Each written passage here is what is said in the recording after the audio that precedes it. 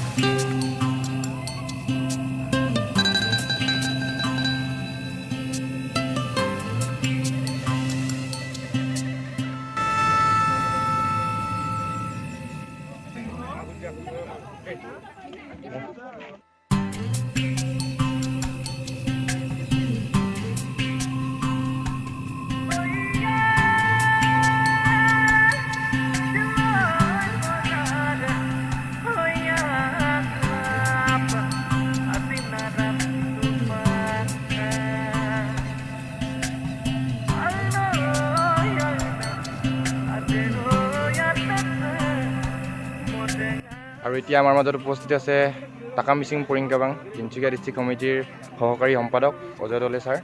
আৰু তেখেত আমাৰ লাইখাদদিয়া পুনৰ সংস্থাপন সমিতিৰ মানে কাৰ্যকাৰী সদস্য। তেখেতৰ পৰা শুনো আজি আমাৰ সংগ্ৰামৰ 29 দিন পাৰ হৈ গ'ল, তেখেতে কি ক'ব বিচাৰে আৰু আগলৈ আমাৰ প্ৰচেষ্টা কেনেদৰে চলি যাব ছাৰ। আপোনালোক সকলোৱে জানে এই লাইখাদদিয়া আন্দোলন আজি 29 দিনত ভৰি দিছে। আমি অবিৰতভাৱে আন্দোলন কৰি আছোঁ। আমি নাজানো কেতিয়া এই আন্দোলন শেষ হ'ব, কিন্তু আমি হাৰি যাব নালাগিব। আমাৰ যিটো প্ৰাপ্য অধিকাৰ, এই প্ৰাপ্য অধিকাৰ যেতিয়ালৈকে নাপায় তেতিয়ালৈকে আন্দোলন চলি থাকিব। আৰু ইয়াত যিহেতু আপোনালোক সকলোৱে গম পায় যে লাইখাদদিয়াক পুনৰ সংস্থাপন কৰিবৰ কাৰণে উচ্চ স্তৰীয় সমিতি এখন গঠন কৰি দিছে মাননীয় বনমন্ত্ৰী পৰিমল শুক্লবৈদ্য ডাঙৰীয়াৰ অধ্যক্ষতাত।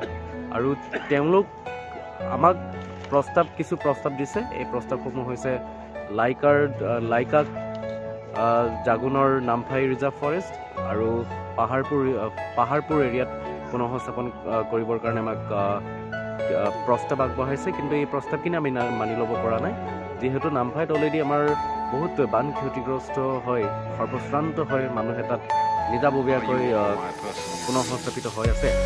এই মানুহখিনিক যি সময়ত এইখন চৰকাৰী খিলঞ্জীয়া মানুহক মাটি ভেটি দিব নোৱাৰা, পুনৰ সংস্থাপন কৰিব নোৱাৰা সময়ত তেওঁলোক নিজাববীয়াকৈ পুনৰ সংস্থাপিত হৈ থকাৰ সময়ত তেওঁলোকক উচ্ছেদ কৰি লাইখাদদিয়াক পুনৰ সংস্থাপন কৰি আমাৰ মাজত ভাতৃঘাতী সংঘাতৰ যিটো ষড়যন্ত্ৰ ৰচনা কৰিছে সেইটো আমি ধিক্কাৰ জনাইছোঁ চৰকাৰখনক। আৰু পাহাৰপুৰৰ যি অঞ্চল, এই পাহাৰপুৰ অঞ্চল সম্পূৰ্ণ চাহ বাগান।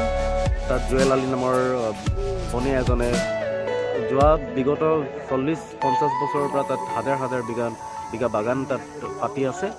আৰু এই বাগানটোক উচ্ছেদ নকৰাকৈ এই মানুহখিনিক বগাই দিব, তিনি বিঘাকৈ বগাই দিব, এনেকুৱা হাস্যকৰ কথাবোৰ তাৰমানে ধিক্কাৰ জনাইছোঁ। এনেকৈ ল'ৰা ধেমালি নকৰিবলৈ আমি সকিয়নি প্ৰদান কৰিছোঁ। তাৰপিছত দ্বিতীয় কথাটো হৈছে দধিয়াক লখিমপুৰ জিলাৰ পাবৰ ৰিজাৰ্ভ, যিটো আদাখনা এলেঙি অঞ্চলত সম্পূৰ্ণ প্লাৱিত অঞ্চলত পুনৰ সংস্থাপন কৰিব বিচৰাত আমি কাৰ্যত ধিক্কাৰ জনাইছোঁ। আমি কোনোপধ্যেই লাইখাদদিয়াবাসীয়ে লখিমপুৰত যিকোনো প্লাৱিত অঞ্চলত পুনৰ সংস্থাপন হোৱাটো নিবিচাৰে। আৰু লাইখাদদিয়াক যদি পুনৰ সংস্থাপন কৰিবলগীয়া হয়, তিনিচুকীয়া জিলাৰ পূৰ্বতে নিৰ্ধাৰিত অগুৰিৰ 470 হেক্টৰ পতিত ভূমিত আৰু মামৰণিৰ 320 হেক্টৰ পতিত ভূমিত আৰু জাগুন ৰেঞ্চৰ টিংকপানী ৰিজাৰ্ভত তেওঁলোকক পুনৰ সংস্থাপন কৰিব লাগিব। আমি ইয়াত প্ৰশ্ন তুলিব বিচাৰিছোঁ, টিংকপানী ৰিজাৰ্ভত যদি 3-4 বছৰৰ পৰা অবৈধভাৱে যদি কয়লা খনন চলি থাকিব পাৰে, তাত অবৈধভাৱে কাঠৰ ৰমৰমীয়া বেহা যদি চলিব পাৰে, তেতিয়াহ'লে লাইখাদদিয়াবাসীকো তাত পুনৰ সংস্থাপন দিব পাৰে। আৰু তেখেতক ধন্যবাদ জনাইছোঁ।